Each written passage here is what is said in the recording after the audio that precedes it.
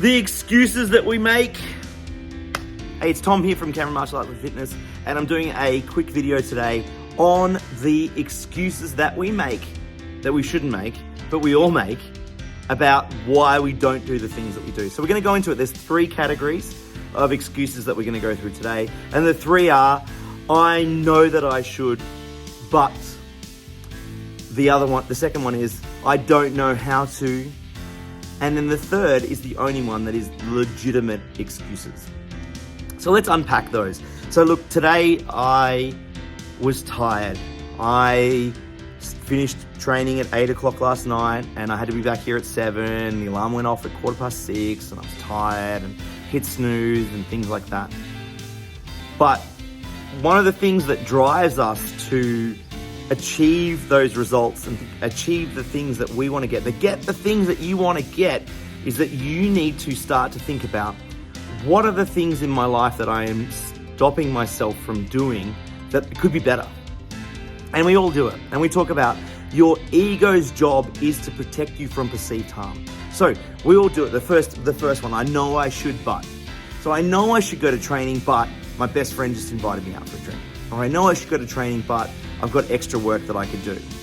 Now, putting aside things that have to be done, do you really need to go out with your friend for a drink that day? Can that not be rescheduled? Are there other things that you can reschedule in your life to make sure? You cannot find the time for training. You have to make the time. I often make the joke, people say to me, oh, I can't find the time for training. I'm like, what, did you lose it? Because ultimately, you need to understand that you are responsible for what you do and what you don't do. You can't use other excuses, other external things. I know I should go to training, but I've been invited out for a drink. Why didn't you say to the person, hey, I've got to go to class tonight. I will meet you afterwards. There's nothing wrong with that. There's nothing wrong with negotiating. You do it with work all the time. The second excuse that I would like to go into a little bit more is, I'm not going to do this because I don't know how to. Not knowing how to do something is actually a really, really poor excuse, and it actually is really based on fear. I don't know how to do XYZ, so therefore I'm going to avoid doing it because I'm worried that I might not know how to do it. Or I might slow people down. Or I might embarrass myself. Learning is actually probably one of the 5 most important things in our lives.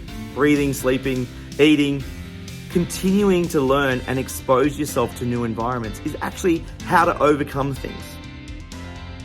One of the excuses that I hear a lot, and look, 2018 I had a severe depression, and one of the only things that kept me going was actually turning up to the club, turning up to the mats here that we got over here and training with people, and actually physically doing physical exercise, because I had to block out all the things that are around me.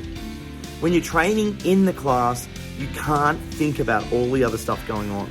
It's really, really hard to focus on all the negative in the world when you're training and doing things.